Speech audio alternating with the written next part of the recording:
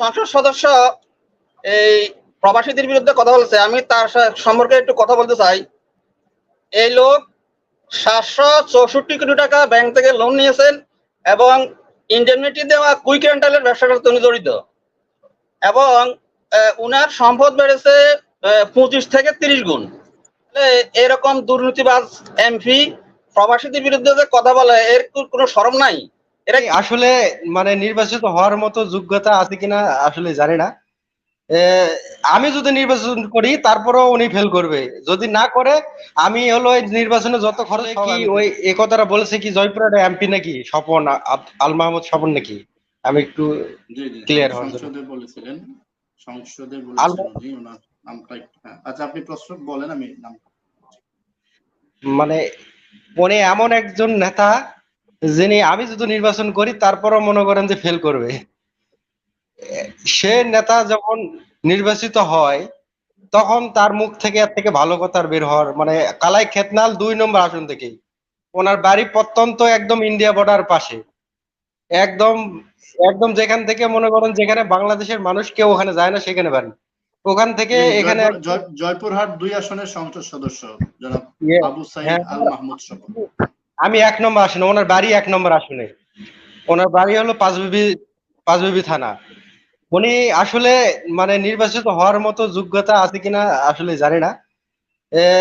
আমি যদি নির্বাচন করি তারপরেও উনি ফেল করবে, যদি না করে আমি হলো এই নির্বাচনে যত খরচ সব আমি দেব, আমার যতটুকু মানে আমি একজন হলো প্রবাসী এবং আমার হলো দাদা একজন হলো ব্রিটিশ আমলের শিক্ষক, আমাদের যা পরিস্থিতি আছে এই পরিস্থিতিতেই কোনো দল ছাড়া নির্বাচন করলো ইনশাল্লাহ ওই এ লোক যখন হলো নির্বাচিত হবে তখন তো আমাদের দেশ এমন অবস্থা তো হবেই, এমন কথাবার্তার উদ্ভব হজরত হজরত মানে এ ধরনের কথাবার্তা এটা এখন বর্তমান যে প্রবাসীদের যে অবস্থা, যারা আসছে নতুন তারা কাজ পায় না, 1-1.5 মাস ধরেও বসে থাকে, আমাদের কাছে 10 টাকা 20 টাকা 10 রিঙ্গিত 20 রিঙ্গিত করে নিয়ে তারা হলো খায়, এমন অবস্থা।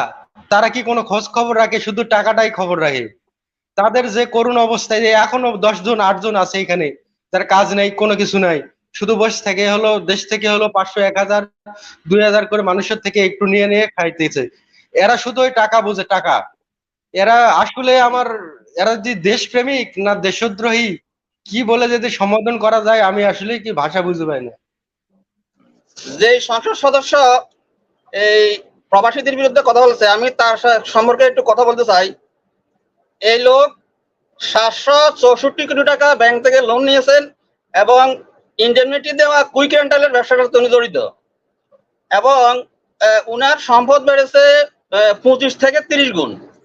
ওনার প্রায় 99 লক্ষ টাকার শেয়ার আছে শেয়ার মার্কেটে।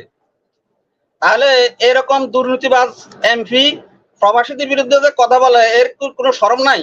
এরা কিভাবে প্রবাসীদের বিরুদ্ধে এরকম কথা বলে? আমরা প্রবাসে গেছি, কারো বাবার টাকা পড়ে যায় না, আমরা আমাদের ভিটে মাটি বিক্রি করে প্রবাসে গেছি। ট্রান্সপোর্ট করতে যে কষ্ট হয়েছে, বিদেশে আসতে যে কষ্ট হয়েছে, উনি তো এটা সম্পর্কে কিছু জানেন না। এরপর দেখেন মালয়েশিয়া লোক পাঠাইতে প্রায় 24,000 কোটি টাকার দুর্নীতি হয়েছে। এর সাথে লোটাস কামাল, মাসুদুদ্দিন চৌধুরী, বেনজির আহমদ, নিজাম হাজারি, এই 4 জন এমপি সিন্ডিকেট করছে, কিন্তু এরপরও 30,000 মালয়েশিয়ান কর্মী মালয়েশিয়া যেতে পারে নাই। ওরা যে ওদের স্বপ্নে বিক্রি করে, এদের ভিটে মানি বিক্রি করে ওদেরকে এই টাকা পয়সা দিয়েছে, স্বপ্ন দিয়েছে, এদের যে স্বপ্ন পুরো হয় নাই। কই প্রধানমন্ত্রী এবং সংসদে যে এমপি, এরা তো কোনো কিছুই বলে না।